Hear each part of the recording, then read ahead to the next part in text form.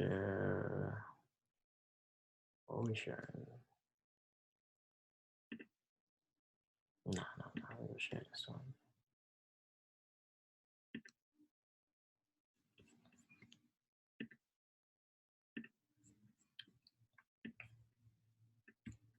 All right, so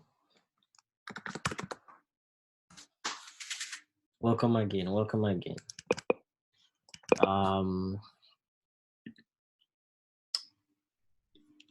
gonna make this one a little more interactive. So whoever's on a laptop or whoever have access to the chat box, you're gonna participate, right? Whenever I ask you to. Today, I'm gonna just write down the topic that we're going through today, right?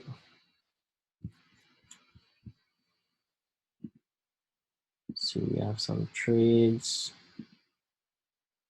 We know the coronavirus been mashing up the place, but a small scene for us, right? This one a nice clean chat. All right, so we know that currently we're on supply and demand, which is a very complicated topic that needs special attention, right? For some of us, we have this down pat. And then for others, you know, we just need to keep putting in that work, keep practicing, you know, back testing, following the rules, and seeing what works and what doesn't, right? So we know supply and demand is just a set of rules, a set of mechanical rules, and once you follow them, you'll be able to find high probability trades and the odds going to be in your favor, right? If you was not in the last class, well, you'll have to look at the last class to move on to this class, right? Because it comes in phases, right? So the topics that I covered in the last class, I'm not going to cover it in this one, right? So just for reference, let's see what we covered in the last class, right?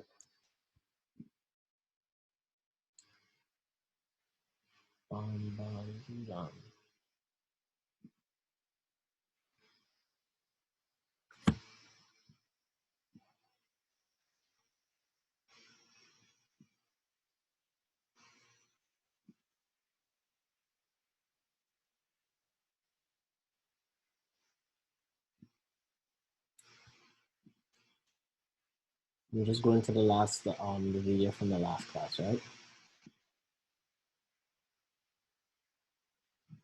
So last class we covered supply and demand, the rules on validating and scoring the zones. And it was mainly on zones, removing zones. So that's just one way that's just one confluence we use to identify supply and demand zones, valid zones, to figure out if the zone is tradable or not. But we know that there are you need several reasons to enter a trade, right? So today we're going over validating zones with trendline, right? You should know what's a trendline. And the move away, right? So how should that impulse away from the zone look in order for you to score that zone, for you to decide whether you're going to take that zone or not, right? And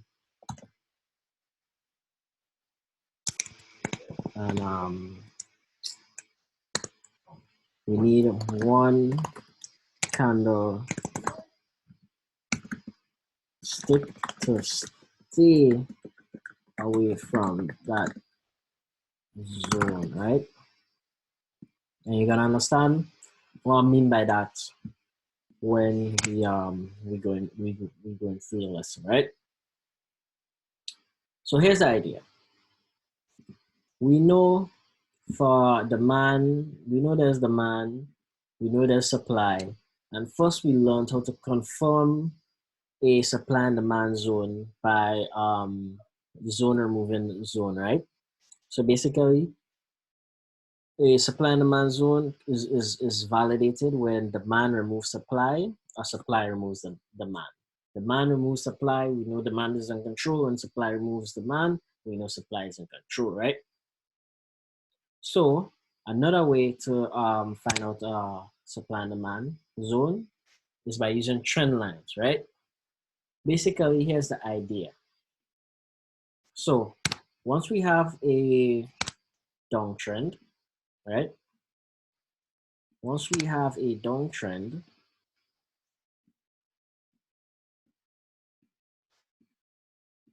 right? Valleys and peaks. And we can draw a trend line. We know we only draw the trend lines from the last two valleys and peaks. We know that this is supply, right? This is demand that has been removed, right? And we know that this is also supply, right? The supply is at the top, demand is at the bottom, right? So let's say the market is here, right? Now, there are two ways, probably more than two, but the two main ways you find a supply and demand zone is one, demand could remove supply or supply could remove demand to validate the zone. So this supply zone here only becomes supply when it removes this demand right here, right? So now it's supply, right? I'm gonna just label this supply, right? And this would be used up demand, right? Now, the next way to find a supply or demand zone is through a trend line break, right? So basically, once the market creates a base, right? Once the market balanced and it creates an impulse away, right? And we have one candle close on the other side of that trend line, we consider this trend line broken, right? And then we consider that the origin of that break, demand, right? And let me change this to a different color, right? We consider the origin of that break, demand, right? So let me draw this out. So this demand, also known as, because when the trend line breaks, you want to find out who's responsible for breaking that trend line, right? So that the best answer would be the origin of the move, right? Origin of the move that broke the trend line, right? This demand is the origin of the move that broke the trend line. The trend line is only considered broken once you have an entire candle close on the other side, right? So now, here's what you're gonna do. Once you have a drop base rally, right, with another candle close on the other side, then your demand is now validated, right? And we also call this a wow trade. WOW, we call this a wow trade, right? When we have demand created from a break of a trend line and then the market retests that zone, we call that a wow trade, right? So for those of you just joining us, we were talking about how supply demand is created via a trend line break, right? Not zone removing zone, right? So if you just got here, you're gonna have to watch another video, right? If you're feeling lost. But anyways, so as I was saying, to validate the demand, you have to have a drop base rally. The demand responsible for breaking the trend line with another candle on the other side is valid, right? So how would you trade this scenario? You would wait for the market to retrace back to that demand zone to go long, right? Now, if you have a demand zone that, okay, let's score it. Let's score it. Let's score the zone, right? So if you have a demand zone that broke the trend line, we're gonna give it 1 point, right? Broke trend line, right? If that demand zone also removed a supply zone, we're gonna give it another point, right?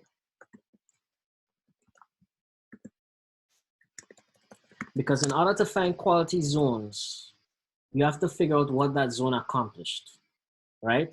The more the zone accomplished, the stronger the zone is, right? So if we have a zone that broke a trend line with one candle away, that removed the supply zone, that's 2 points, and also a zone that had a strong impulse away, which we're gonna get into, right? Strong impulse away, right? What is a strong impulse away? 2 ERC candles, right? ERC stands for extended range candles, which simply means a full body candle, right? It could be like an engulfing candle, right? So an example of a strong impulse away would be 2 ERC candles, right? Extended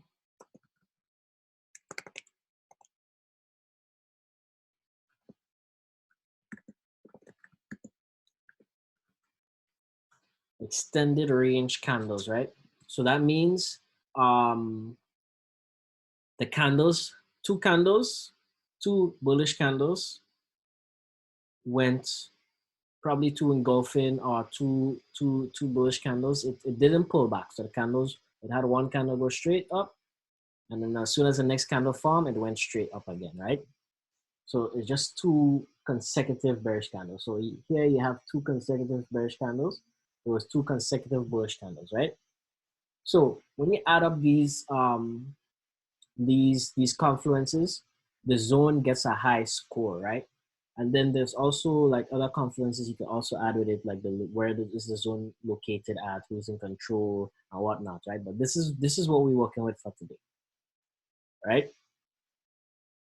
So one, we know a supply demand zone is created once we had that drop base rally, that base and that impulse away broke a trend line, and the trend line is broken once we have an entire candle, body, high, low, open, close on the other side of the trend line is broken, right?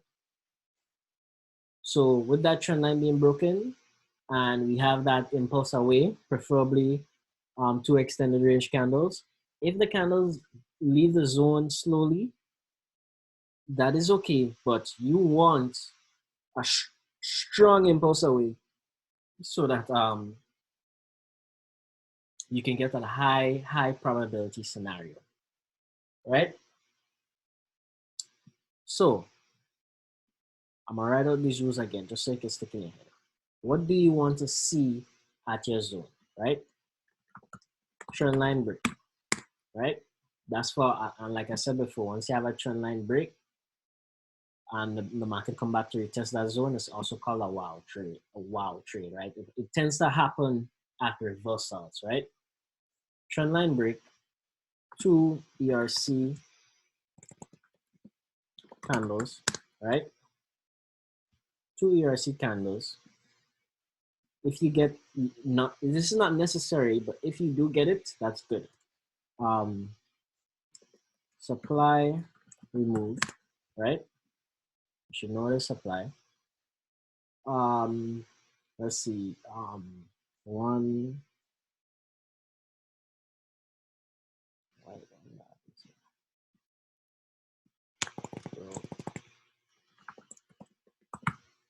yeah, broke trend line, two ERC candles, supply removed, right? Now we even take into consideration the different time frames, right? So here's something to consider. If you have a 4-hour zone that removed a daily trend line, that zone is considered strong because you have a lower time frame zone removing a higher time frame confluence, right? Whenever you place in a trade, the best probability is to take the zones, the nested zones, the extreme zones, right? Because you might find, let's say this is a daily zone, you might find a 4-hour zone right in the back or 1-hour zone right at the edge of the daily zone. That's the zones you want to take because those are the highest probabilities with the least amount of risk, right? So what we're gonna do now, we're just gonna fly. We're not gonna fly, but we're gonna go through the charts and see if we can find some examples of zones created from trend line removals, and let's see if we can find those 2 ERA C candles also, right? So let's go with Euro USD.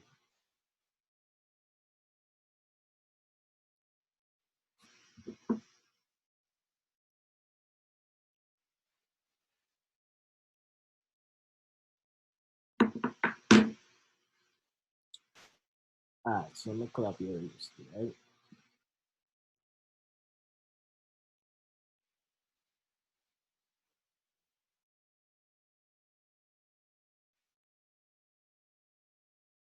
Let's go on the 4-hour time frame so that way we have more to work with. Okay, so we're gonna start right here, right? So actually let's just follow the price from here. So we have drop, base rally, drop, right? So we could draw a trend line like this, right? To connect in the previous highs, right? Now the market drop, rally drop, so we could adjust this trend line because we want to connect the most previous previous lower highs, right?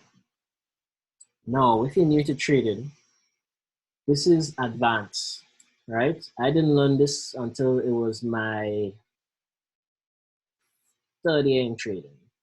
So you coming into trading a month now, this would be advanced. So this is something you would have to practice and get accustomed with, right? There's no rush, right? It took me a while. So I mean you could do it much faster if you have the willingness to do it, right? So here we had that trend line break, right? We had that trend line break. So the trend line broke with this candle because we had an entire candle close on the other side of the trend line, like I was saying, right? Now remember the rules. When you have that drop base rally and you have that candlestick close on the other side of the trend line, then demand is created. Demand could only be created if we have a trend line break or if we have a zone and move another zone, right? So we would draw the demand at the extreme levels, right? So this would be the extreme, the peak, and this would be the demand right here, right?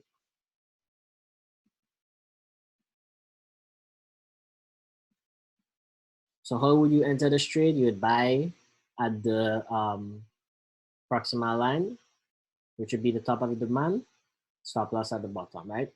So it looks something like this. You'd enter. Once you see the candle close on the other side, then you know that's demand, right? So your stop loss would go here. And then your take profit could be at the next supply zone. I could leave it open. So this trade went up to 90 pips and it was 11 pips risk, right? So we're gonna keep following the strategy.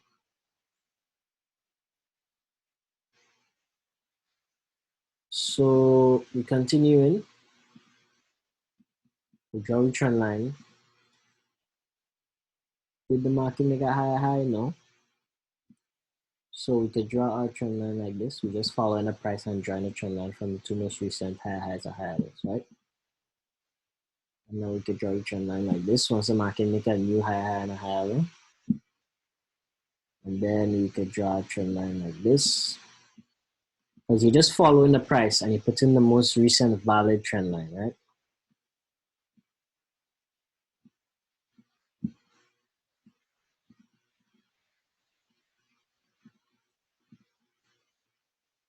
So here we had a trend line break. But this is the only confluence we're using, so we did have a brief reaction, right?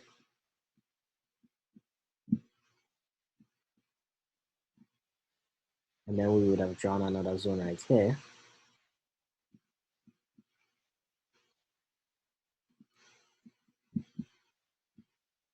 Right here. Then we would have drawn another zone right here, right? So here we had that break, which would be this candle responsible for breaking the trend line. It was on the other side of the trend line. So then you look for the zone responsible, right? So this would be this zone right here. The supply zone right here. And then we had that tap and drop, right? So you would have entered the straight something like this. Down to your next zone, right? So let's continue.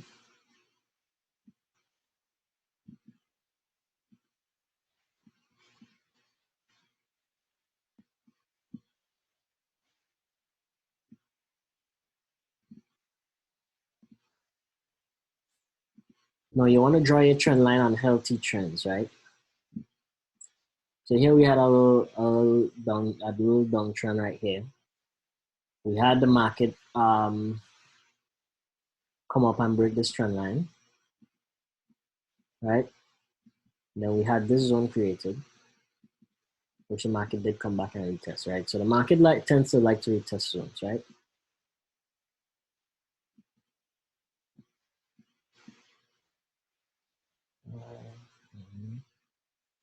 So then we had this zone created here also, which didn't work out.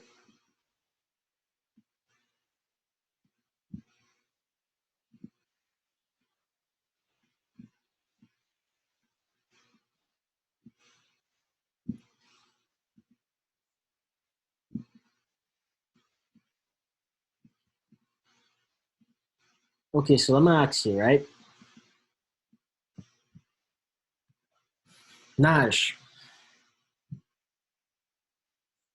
you understand what's going on here?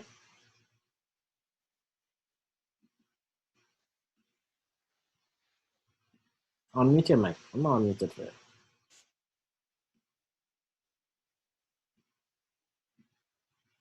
Hi. Yeah. So you understand what's going on here? Somewhat. Why? Okay, I know you came on late, right? Why is this? What is this? Is this supply or demand? Huh? I can't hear you properly. Is this supply or demand? I'm not sure. Shakima. I'm not Shakima. Shakima.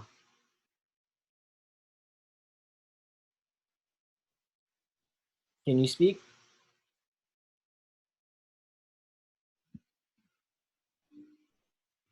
Hello? Yeah. Mm-hmm. Were you at the previous class? Did you see the previous class? If? Did you look at the previous class? No, not as yet, but I could try to answer. Okay, what is this? Supply or demand? To me, it looked like supply. I'm not sure. Good. It is supply, right? Okay. Now in the previous class, we learned that supply is created when supply removes demand, right?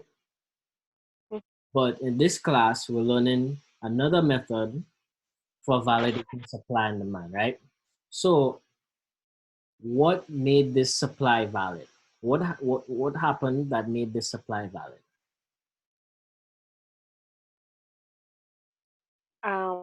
I cannot see. Sorry. Right. So there are two ways to validate supply and demand, right? It's either, and you can write this down, the zone, a supply can remove a demand or demand can remove supply, and then the zone is validated. Or supply could break a trend line, or demand could break a trend line to validate the zone. So what do I mean by this? You have the rally base drop, right? After the candles drop, you know you have this trend line here, because you should know how to draw a trend line. And then you have this candle close on the other side of the trend line, right?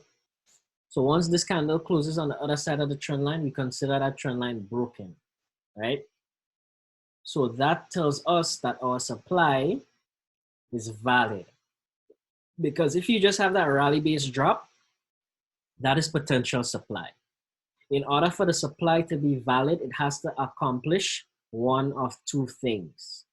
That one of two things could be either to remove a demand or break a trend line, right? So once that supply removes a demand or break a trend line, that tells us that if the market retraces back to that zone, we could sell, right? Mm-hmm. So all you have to know is what confirms a supply or demand zone. One, the supply could remove demand or demand could remove supply. Two, the supply could break a trend line or um, demand could break a trend line, right? The trend line is broken once another candle closes on the other side of the trend line, right? You have to know how to draw a trend line, how to draw a trend line properly in order to validate that zone, right? So let's continue. So how would you take this trade?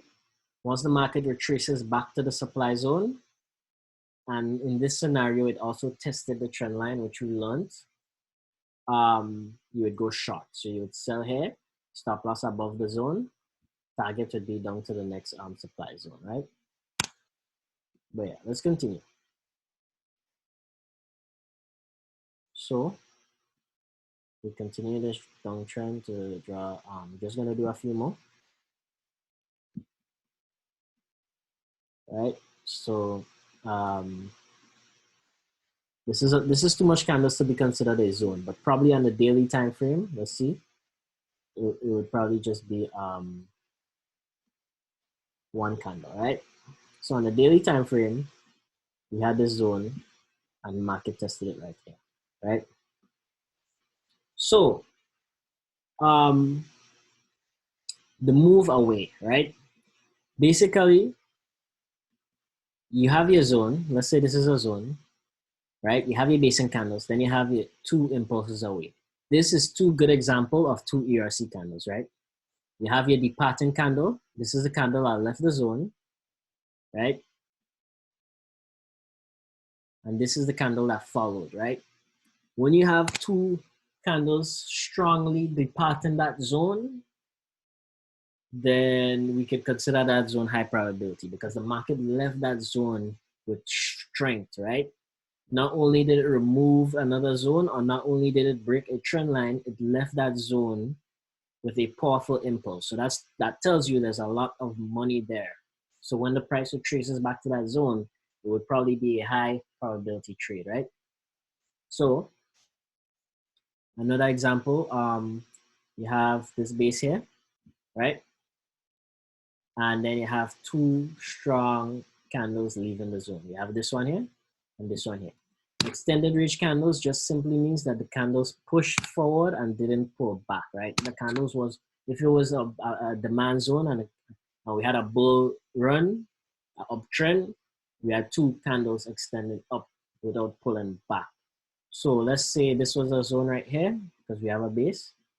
These two candles right here would be the two extended range candles, right? Which is very good. So you tie in the extended range candles with the break of the trend line, you have a nice zone. and you tie that in with the removal of another zone, you have a nice zone. And then if you tie in all three of them, you have an even better zone, right? So these are like small little things you can master to take things to the next level, right? So I mean, next we're gonna do consolidation away, but I don't want to pack you with too much information right now, right? Because you need to, to, to take small bites to really understand the information, right? But next we have to go over consolidation away, right? That means when the market departs from the zone, we need we need to have one candle to stay away from the zone, right? Because sometimes you would have a demand zone where the market followed all the rules, but within the next candle, it came back down to touch the zone, and that would have not been tradable, right? So, any questions? And I'm gonna go over the two trades I sent out in the signal room today.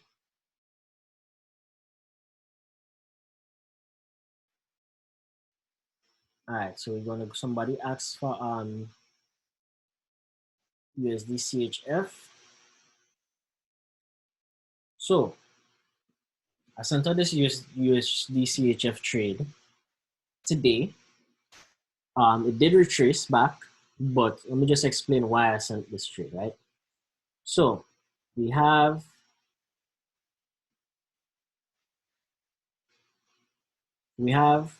daily supply or weekly supply or daily supply, right? We have monthly demand, extreme daily demand, right?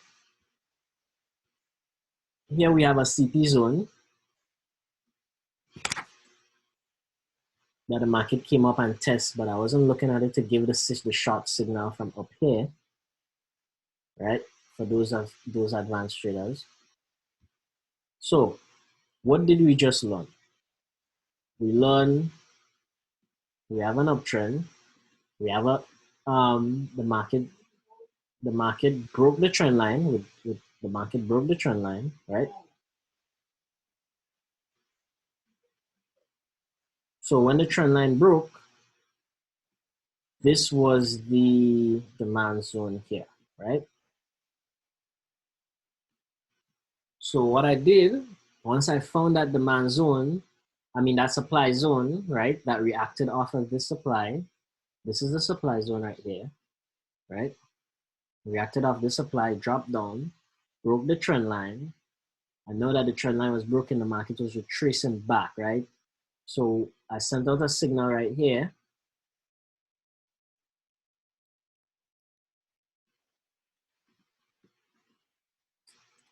Let's see, stop. Yeah, so I sent out a signal right here to enter at the end, the proximal line of this demand zone. Stop loss was above.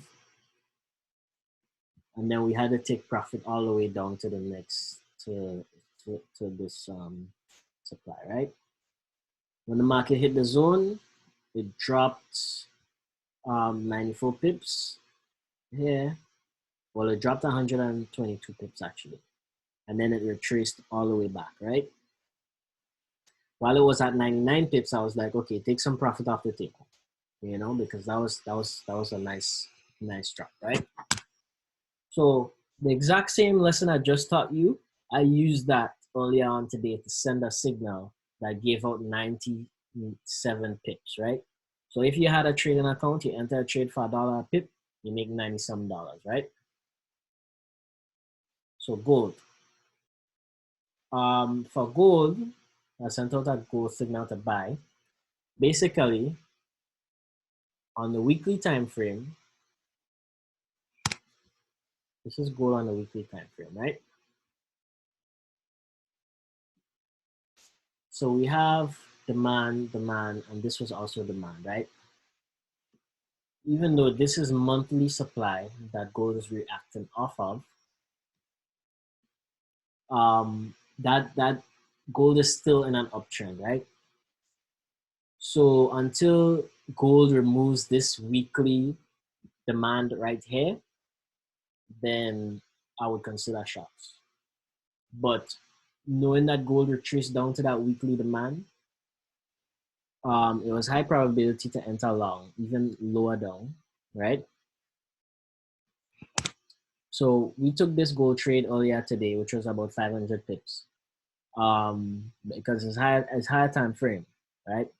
Which is about 500 pips. You enter a trade for $1 pip, it's $500, right? Um, we entered this gold trade based off of the weekly demand zone, right? And what made that weekly demand zone valid? It removed a previous demand zone, right? So you have to go back in time to see where the previous demands were at. So this was the previous supply, right? And that previous supply was removed by this demand, right? So that told me that that demand is valid. There's money there. So when the market retraces back, even if it's the weekly time frame, we know we're gonna have to risk a lot of pips. But when the market retraces back, lower time frame, you look for a setup and you go long, right? But yeah, so that's it for this class. See you next time. I hope you enjoyed it. Hit me up with any questions, and we'll continue this. The next class, I think I already gave you the topics, but I'm gonna drop the topics in the chat, right? So have a good night, and I'm gonna drop the recording soon.